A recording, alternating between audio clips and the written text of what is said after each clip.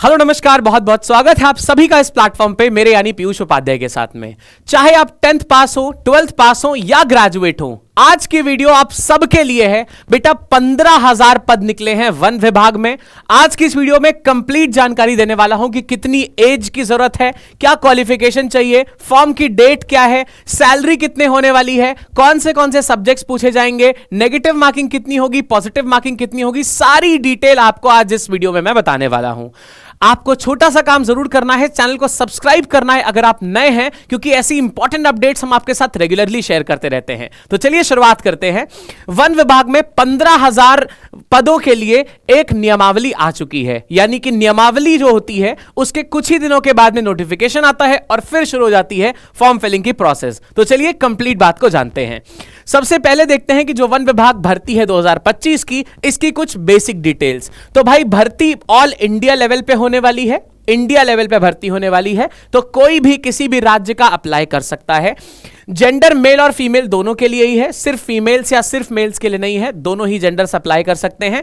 आवेदन की जो प्रारंभ तिथि है वो अप्रैल 2025 दिखाई गई है। ध्यान से समझिए, 2 अप्रैल को इसके फॉर्म को आने का एक डेट था, लेकिन अभी थोड़ा सा डिले हो गया है। तो आप मान के चलिए अप्रैल के एंड तक या मई के स्टार्टिंग तक तो डेफिनेटली इसके फॉर्म्स का फिलिंग स्टार्ट हो ही जाएगा।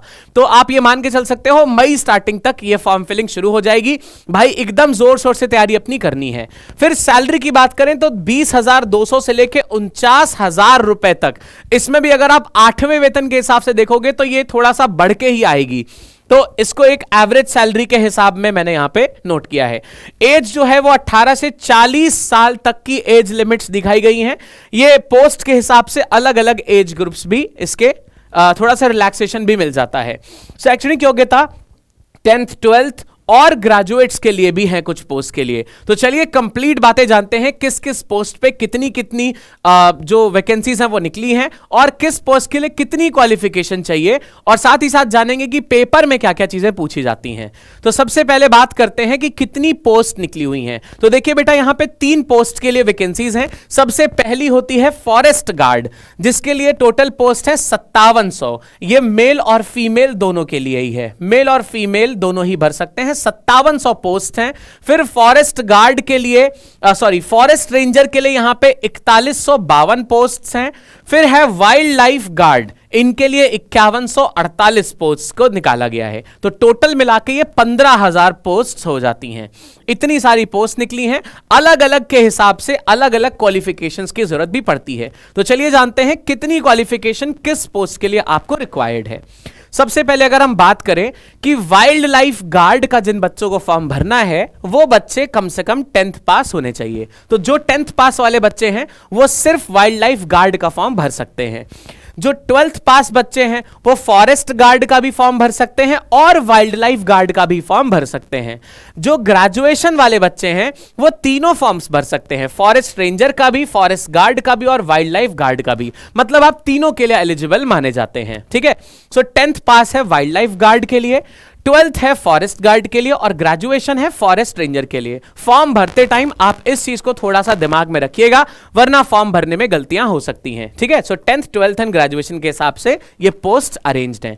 फिर आगे बात करी जाए कि इसमें जो सिलेक्शन होगा, जैसे आप जब एग्जाम देने जाओगे और ड्यूटी ज्वाइन करोगे, इसके बीच में टोटल कितने फेज होंगे। सबसे पहला फेज होगा बेटा रिटन एग्जामिनेशन का, है ना। ये पोस्ट वाइज अलग अलग एग्जाम्स हो जाएंगे आपके, सबसे पहला। फिर फिजिकल हो जाएगा। अभी फिजिकल में क्या मापदंड है, कितना दौड़ना होगा, कितना चलना होगा, इसकी बात हम करेंगे। तो सेकेंड फेज आता है फिजिकल होने का। फिजिकल में आपको क्या क्या चीजें, दौड़ कितनी है, कितना आपका मेजरमेंट चाहिए, कितनी हाइट चाहिए, इसकी बात अभी हम करेंगे। थर्ड आता है डॉक्यूमेंट वेरिफिकेशन। ये सबसे महत्वपूर्ण है। जो भी दस्तावेजों को यूज करके आपने फॉर्म भरा है वो सच में वैलिड है कि नहीं, इसकी वेरिफिकेशन कराई जाती है।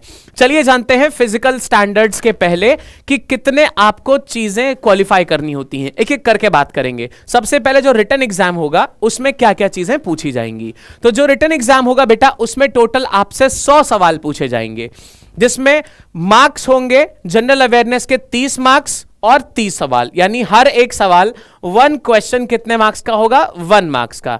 एक सवाल 1 मार्क का होगा। रीजनिंग आएगी 30 नंबर की, 30 सवाल।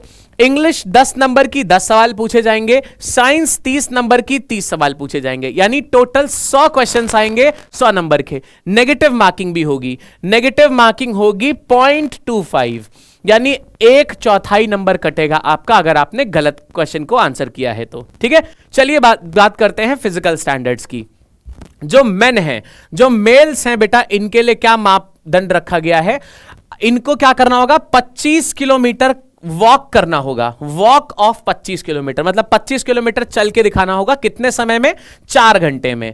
मेल्स के लिए 4 घंटे में 4 आवर्स में 25 किलोमीटर चलना होगा, 25 किलोमीटर की वॉक होगी। ये पहला हो गया।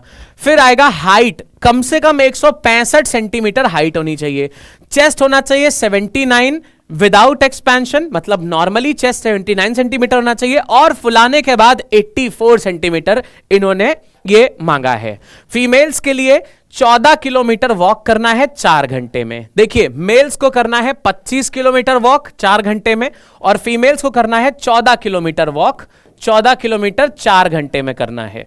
फिर हाइट मिनिमम चाहिए 150 सेंटीमीटर। जिन लड़कियों की हाइट 150 सेंटीमीटर है वो एलिजिबल हैं, वो इसमें अप्लाई बेटा कर सकती हैं। ठीक है, फिर यहां पे बात करें सैलरी स्ट्रक्चर क्या है इनका, तो बेटा जो वाइल्ड लाइफ गार्ड है इनकी सैलरी का स्ट्रक्चर है 14,000 से 49,000 रुपए। अब इसमें कई सारे भत्ते मिलते हैं, जैसे इसमें टीए मिलता है, डीए मिलता है, एचआरए भी मिलता है, तो बहुत सारे अलग अलग, अब पोस्टिंग के हिसाब से भी अलग अलग इसमें अलाउंसेस ऐड होते हैं।